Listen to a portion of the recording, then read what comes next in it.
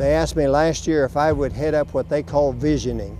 I look for needs and how we solve needs, and they sure need.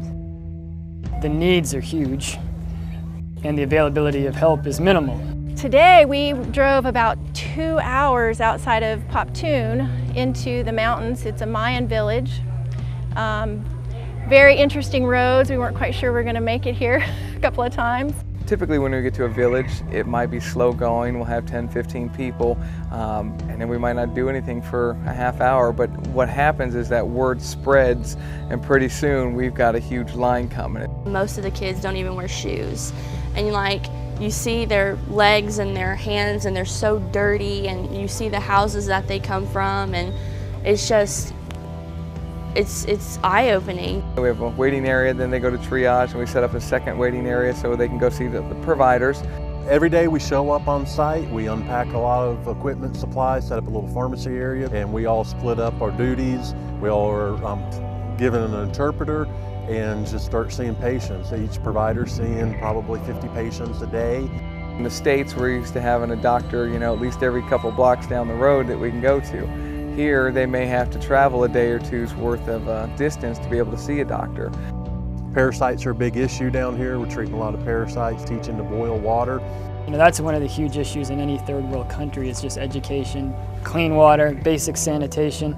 They showed us where the bathroom was at the end of our day in the village, and it was 5 feet from the river.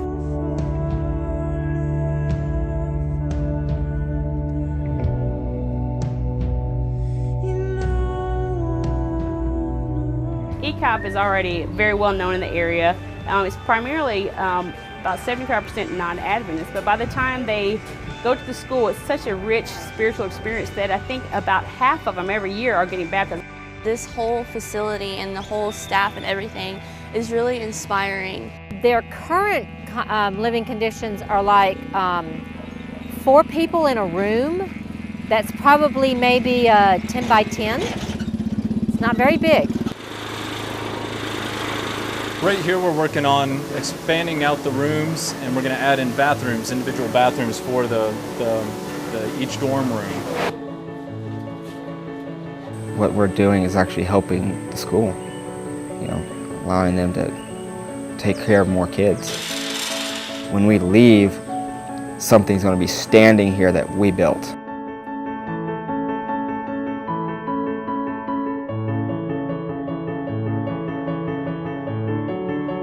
You can teach other people about God, and so then they can learn and they can teach others. ¿Qué historia fue?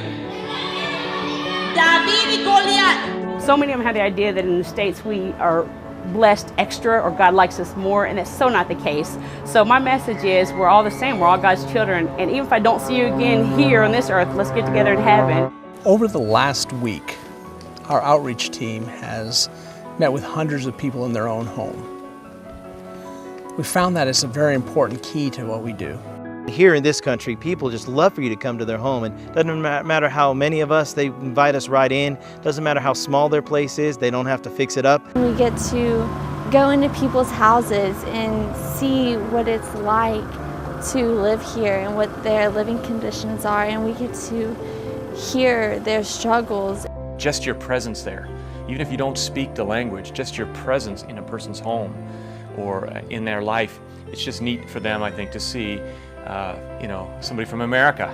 I know that what God has done in my life, and I want to spread it to others, let others know how great His love is. We stand around and we talk about God, and they see us as God's messengers coming to their home, and they're listening to the message that God has for them.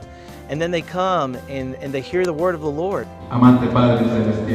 It was just neat to see them coming from the city just in hordes, in large groups, just all excited and just giddy and excited and filling up the rooms. In America, we wouldn't be so inclined to go to something like that, but here in this country, they're excited to go hear the missionaries. And so all we have to do is open up the doors and provide the way for them to come, and they get on the buses in their towns, and it's an adventure for them. I saw many people coming forward to make decisions. I also saw people with their Bibles open, really intently listening to Nacho as because he was passionately preaching the gospel. They'll come here, you know, with faces down, you know, their shoulders are shrugged, but when they leave this place, they go out just, you know, shoulders high, head up, knowing that they are now children of God, and that's the most amazing thing. What they're searching for is hope. They're looking for something better. They're looking for something that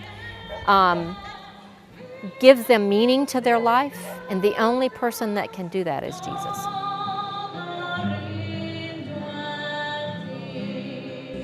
Such a great experience for me personally, but more so for my two youngest kids that I brought with me, and my husband, who is not an Adventist.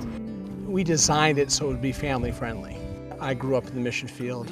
I wanted to make sure that other families had that opportunity, even if it was just a short time, because not everybody can go for long periods of time. Since I was little, I've always wanted to come on a mission trip.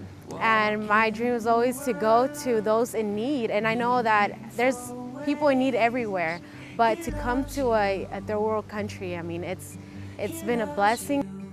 This is the only time that I feel like I get a feeling of a true accomplishment of my priorities.